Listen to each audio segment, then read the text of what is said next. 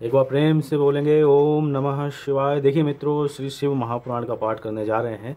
इसमें पार्वती खंड का आज हम अध्याय 6 करेंगे। इससे पूर्व के अध्याय श्री शिव पुराण नाम से एक प्लेलिस्ट है, वहाँ पे आप जाएंगे तो वहाँ पे सब मिल जाएंगे। तो कथा प्रारंभ करते हैं। देखिए, सीधे ग्रंथ के माध्यम से पाठ कर रहे हैं। तो देखिए, पार्वती जी का नामकरण और विद्या अध्ययन। नारद का हिमवान के यहाँ जाना, पार्वती का हाथ देखकर भावी फल बताना, चिंतित हुए हिमवान को आश्वासन दे पार्वती का विवाह शिव जी के साथ करने को कहना और उनके संदेह का निवारण करना। ब्रह्मा जी कहते हैं, नारद मैना के सामने महातेजस्वी कन्या होकर लौकिक गति का आश्रय ले वह रोने लगी। उसका मनोहर रुदन सुनकर घर की सब स्त्रियां हर्ष से खिल उठीं और बड़े बेग से प्रसन्नतापूर्वक वहां आ पहुंची।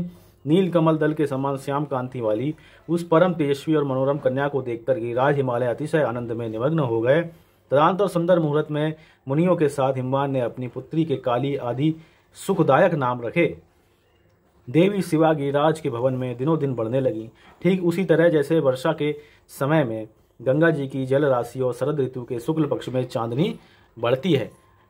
सुशीलता आदि गुणों से संयुक्त तथा बंधुजनों की प्यारी उस कन्या को कुटुंब के लोग अपने कुल के अनुरूप पार्वती नाम से पुकारने लगे। माता ने कालिका को उमा अरि तपस्या मत कर कहकर तप करने से रोका था। मुने इसलिए वह सुंदर मुख वाली गिरिराज नंदिनी आगे चलकर लोक में उमा के नाम से विख्यात हो गई। नारद तदनंतर जब विद्या के उपदेश का समय आया, तब शिवा देवी अपने चित्त को एकाग्र करके बड़ी प्रसन्नता के साथ श्रेष्ठ गुरु से विद्या पढ़ने लगीं। पूर्व जन्म की सारी विद्याएं उन्हें उसी तरह प्राप्त हो गईं जैसे शरद काल में हंसों की पांत अपने आप स्वगंगा के तट पर पहुंच जाती है और रात्रि में अपना प्रकाश स्वतः महा औषधियों को प्राप्त हो जाता है। मुने, इस प्रकार मैंने शिवा की किसी एक लीला का ही वर्णन किया है। अब अन्य लीलाओं का वर्णन करूंगा, सुनो। एक समय की बात है, तुम भगवान शिव की प्रेरणा से प्रसन्नता पूर्वक हिमाचल के घर गए। मुने, तुम शिव तत्व के ज्ञाता और उनकी लीलाओं के जानकारों में श्रेष्ठ हो। नारद, गिरिराज हिमालय ने तुम्हें घर पर आया देख प्रणाम करके तुम्हारी पूजा और अपनी पुत्री को बुलवाकर उससे तुम्हारे चरणों में प्रणाम करवाया। मुनीश्वर फिर स्वयं ही तुम्हें नमस्कार करके हिमाचल ने अपने सौभाग्य की सराहना की और अत्यंत मस्तक झुका हाथ जोड़कर तुमसे कहा। हिमालय बोले, हे मुने। नारद, हे ब्रह्मपुत्रों में श्रेष्ठ ज्ञानवान प्रभु, आप सर्वज्ञ हैं और कृपा पूर्वक दूसरों पे उपकार करने में लगे रहते हैं। मेरी पुत्री की जन्म कुंडली में जो गुण दोष हो उसे बताइए। मेरी बेटी किसकी सौभाग्यवती प्रिय पत्नी होगी? ब्रह्मा जी कहते हैं, मुनि श्रेष्ठ, तुम बातचीत में कुशल और कौतुकी तो हो ही। गिरिराज हिमालय के ऐसा कहने पर तुमने कालिका का हाथ देखा और उसके संपूर्ण अंगों पर विशेष रूप से दृष्टिपात करके हिमालय से इस प्रकार कहना आरंभ किया। नारद जी बोले, शैलराज और मैना, आपकी ये पुत्री चंद्रमा की आदि कला के समान बड़ी है। समस्त शुभ लक्षण इसके अंगों की शोभा बढ़ाते हैं। ये अपने पति के लिए अत्यंत सुखदायिनी होगी और माता पिता की भी कीर्ति बढ़ाएगी। संसार के समस्त नारियों में ये परम साध्वी और स्वजनों को सदा महान आनंद देने वाली होगी। गिरिराज, तुम्हारी पुत्री के हाथ में अब उत्तम लक्षण ही विद्यमान है। केवल एक रेखा विलक्षण है, उसका यथार्थ फल सुनो। इसे ऐसा पति प्राप्त होगा जो योगी, नंग धड़ंग रहने वाला, निगुण और निष्काम होगा। उसके ना माँ होगी ना बाप, उसे मान सम्मान का भी कोई ख्याल नहीं होगा और वह सदा अमंगल वेश धारण करेगा। ब्रह्मा जी कहते हैं, नारद, तुम्हारी इस बात को सुनकर और सत्य मानकर मैना और हिमाचल दोनों पति पत्नी बहुत दुखी हुए। परंतु जगदम्बा शिवा तुम्हारे ऐसे वचन को सुनकर और लक्षणों द्वारा उस भावी पति शिव को मानकर मन ही मन हर्ष से खिल उठी। नारद जी की बात कभी झूठ नहीं हो सकती है सोचकर शिवा भगवान शिव की युगल चरणों में संपूर्ण हृदय से अत्यंत स्नेह करने लगी। नारद, उस समय मन ही मन दुखी हो हिमवान ने तुमसे कहा, मुने, ये रेखा का फल सुनकर मुझे बड़ा दुख हुआ है। मैं अपनी पुत्री को उससे बचाने के लिए क्या उपाय करूं? मुने, तुम महान कौतुक रखने वाले और वार्तालाप विशारद हो। हिमवान की बात अब सुनकर अपने मंगलकारी वचनों द्वारा उनका हर्ष बढ़ाते हुए तुमने इस प्रकार कहा। नारद जी बोले, गिरिराज, तुम स्नेह पूर्वक सुनो। मेरी बात सच्ची है, वह झूठ नहीं होगी। हाथ की रेखा ब्रह्मा जी की लिपि है, निश्चय ही ये मिथ्या नहीं हो सकती। अतः शैल प्रवर, इस कन्या को वैसा ही पति मिलेगा, इसमें संशय नहीं। परंतु इस रेखा के कुफल से बचने के लिए एक उपाय भी है, उसे प्रेम पूर्वक सुनो। उसे करने से तुम्हें सुख मिलेगा। मैंने जैसे वर का निरूपण किया है वैसे ही भगवान शंकर हैं। वे सर्व समर्थ हैं और लीला के लिए अनेक रूप धारण करते रहते हैं। उनमें समस्त कुलक्षण सद्गुणों के समान हो जाएंगे। समस्त पुरुषों में कोई दोष भी हो तो वह उसे दुख नहीं देता। असमर्थ के लिए ही वह दुखदायक होता है। इस विषय में सूर्य, अग्नि और गंगा का दृष्टांत सामने रखना चाहिए। इसलिए तुम विवेक पूर्वक अपनी कन्या शिवा को भगवान शिव के हाथों में सौंप दो।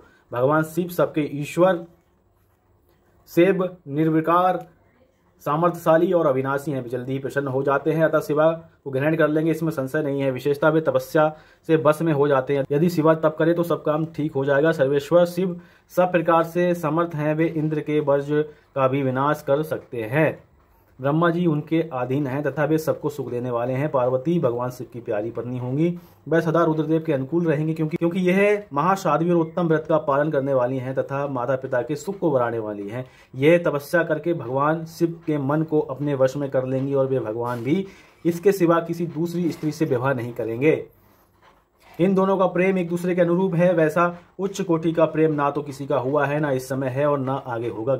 गिरिश्रेष्ठ, इन्हें देवताओं के कार्य करने हैं। उनके जो जो काम नष्ट प्राय हो गए हैं उन सबका इनके द्वारा पुनः उज्जीवन या उद्धार होगा। आद्रिराज, आपकी कन्या को पाकर ही भगवान हर अर्धनारीश्वर होंगे। इन दोनों का पुनः हर्षपूर्वक मिलन होगा। आपकी ये पुत्री अपनी तपस्या के प्रभाव से सर्वेश्वर महेश्वर को संतुष्ट करके उनके शरीर के आधे भाग को अपने अधिकार में कर लेगी, उनका अर्धांग बन जाएगी। गिरिश्रेष्ठ, तुम्हें अपनी ये कन्या भगवान शिव के सिवा दूसरे किसी को नहीं देनी चाहिए। ये देवताओं का गुप्त रहस्य है, इसे कभी प्रकाशित नहीं करना चाहिए। हिमालय जी ने कहा, ज्ञानी मुने नारद, मैं आपको एक बात बता रहा हूँ, उसे प्रेम पूर्वक सुनिए और आनंद का अनुभव करिए। सुना जाता है महादेव जी सब प्रकार की आसक्तियों का त्याग करके अपने मन को संयम में रखते हुए नित्य तपस्या करते हैं। देवताओं की भी दृष्टि में नहीं आते। देव से ध्यान मार्ग में स्थित हुए वे भगवान शंभु परब्रह्म में लगाए हुए अपने मन को कैसे हटाएंगे? ध्यान छोड़कर विवाह करने को कैसे उद्यत होंगे? इस विषय में मुझे महान संदेह है। दीपक की लौ के समान प्रकाशमान, अविनाशी, प्रकृति से परे, निर्विकार, निर्गुण, सगुण, निर्विशेष और निरही जो परब्रह्म है, वही उनका अपना सदाशिव नामक स्वरूप है। अतः वे उसी का सर्वत्र साक्षात्कार करते हैं, किसी ब्रह्म अनात्म वस्तु पर दृष्टि नहीं डालते। मुने, यहाँ आए हुए किन्नरों के मुख से उनके विषय में नित्य ऐसी ही बात सुनी जाती है। क्या वह बात मिथ्या ही है? विशेषता ये बात भी सुनने में आती है कि भगवान हर ने पूर्व काल में सती के समक्ष एक प्रतिज्ञा की थी। उन्होंने कहा था, दक्ष कुमारी, प्यारी सती, मैं तुम्हारे सिवा दूसरी किसी स्त्री का अपनी पत्नी बनाने के लिए ना वरण करूंगा ना ग्रहण। यह मैं तुमसे सत्य कहता हूँ। इस प्रकार सती के साथ उन्होंने पहले ही प्रतिज्ञा कर ली है। आप सती के मर जाने पर वे दूसरी किसी स्त्री को कैसे ग्रहण करेंगे? ये सुनकर नारद जी बोले, महामते गिरिराज, इस विषय में तुम्हें चिंता नहीं करनी चाहिए। तुम्हारी यह पुत्री काली ही पूर्व काल में दक्ष कन्या सती हुई थी। उस समय इसी का सदा सर्व मंगलदायी सती नाम था। वे सती दक्ष कन्या होकर रुद्र की प्यारी पत्नी हुई थी। उन्होंने पिता के यज्ञ में अनादर पाकर तथा भगवान शंकर का भी अपमान हुआ देख क्रोध पूर्वक अपने शरीर को त्याग दिया था। वे ही सती फिर तुम्हारे घर में उत्पन्न हुई हैं। तुम्हारी पुत्री साक्षात जगदम्बा शिवा हैं। ये पार्वती भगवान हर की पत्नी होंगी, इसमें संशय नहीं है। नारद, ये सब बातें तुमने हिमवान को विस्तार पूर्वक बताई। पार्वती का ये पूर्व रूप और चरित्र प्रीति को बढ़ाने वाला है। काली के उस संपूर्ण पूर्व वृत्तांत को तुम्हारे मुख से सुनकर हिमवान अपनी पत्नी और पुत्र के साथ तत्काल संदेह रहित हो गए। इसी तरह तुम्हारे मुख से अपनी उस पूर्व कथा को सुनकर काली ने लज्जा के मारे मस्तक झुका लिया और उसके मुख पर मंद मुस्कान की प्रभा फैल गई। गिरिराज हिमालय पार्वती के उस चरित्र को सुनकर उसके माथे पर हाथ फेरने लगे और मस्तक सूंघकर उसे अपने आसन के पास ही बिठा लिया। नारद, इसके पश्चात तुम उसी क्षण प्रसन्नता पूर्वक स्वर्गलोक को चले गए और गिरिराज हिमवान भी मन ही मन मनोहर आनंद से युक्त हो अपने सर्वशक्तिशाली भवन में प्रविष्ट हो गए। इस प्रकार यह अध्याय संपन्न हुआ। अगला अध्याय रहेगा मैना और हिमालय की बातचीत, पार्वती तथा हिमवान के स्वप्न तथा भगवान शिव से मंगल ग्रह की उत्पत्ति का प्रसंग। ओम नमः शिवाय।